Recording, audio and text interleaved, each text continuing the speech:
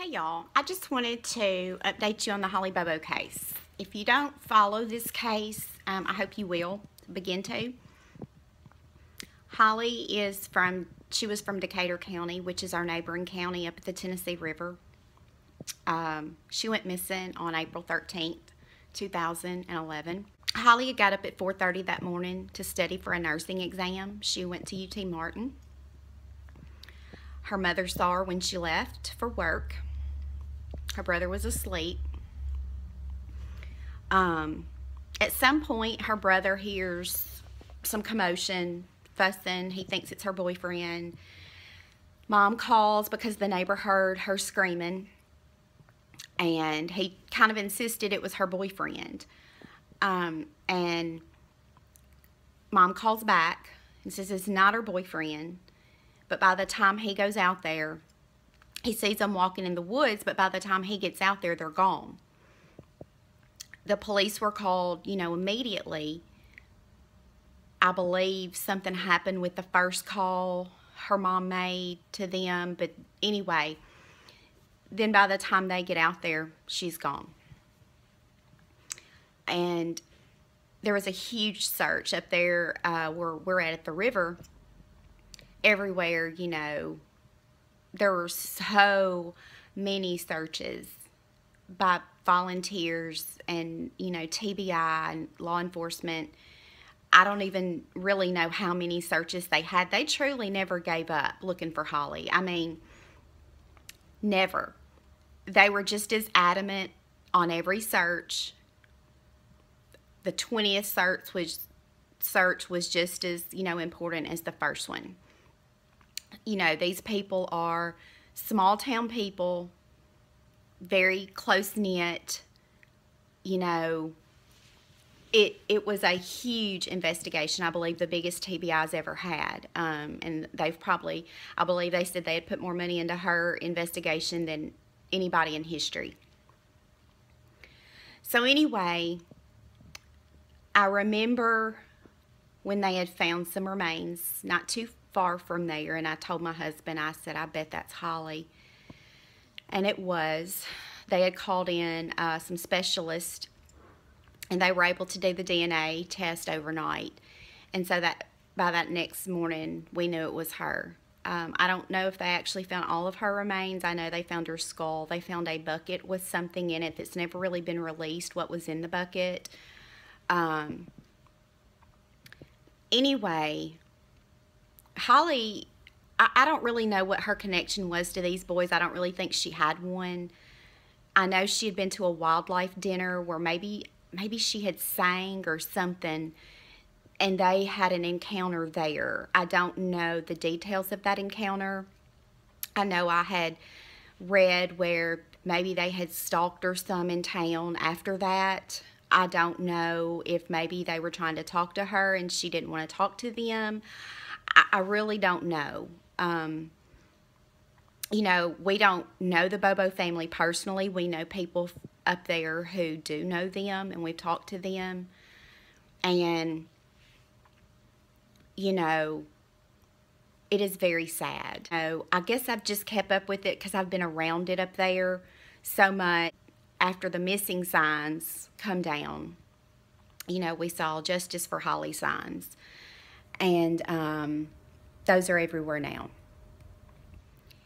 And y'all, this isn't far from home. This can happen to anybody.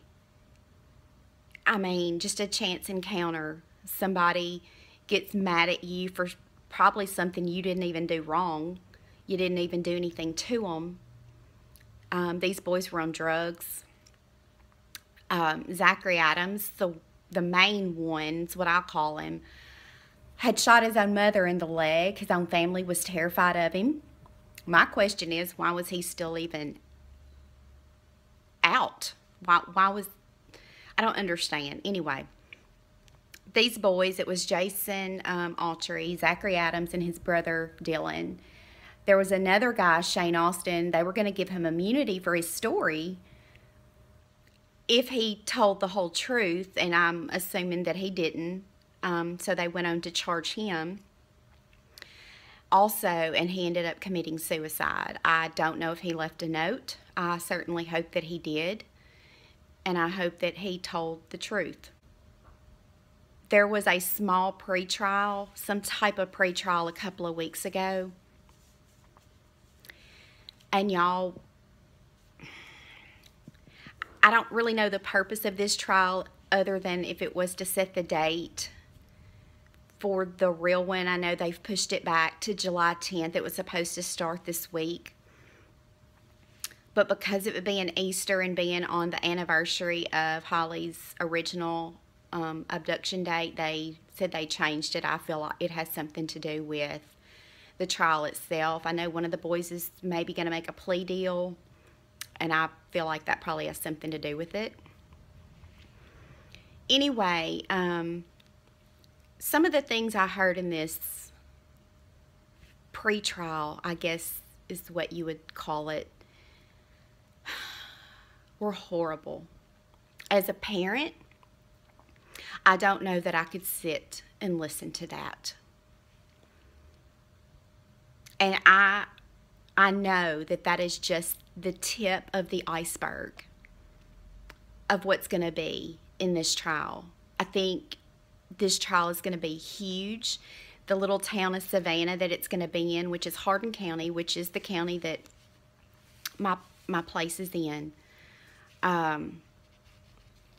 It is small. It's maybe a quarter of the size of Covington, I'm thinking. Maybe a little bigger than that, but, you know, it's small.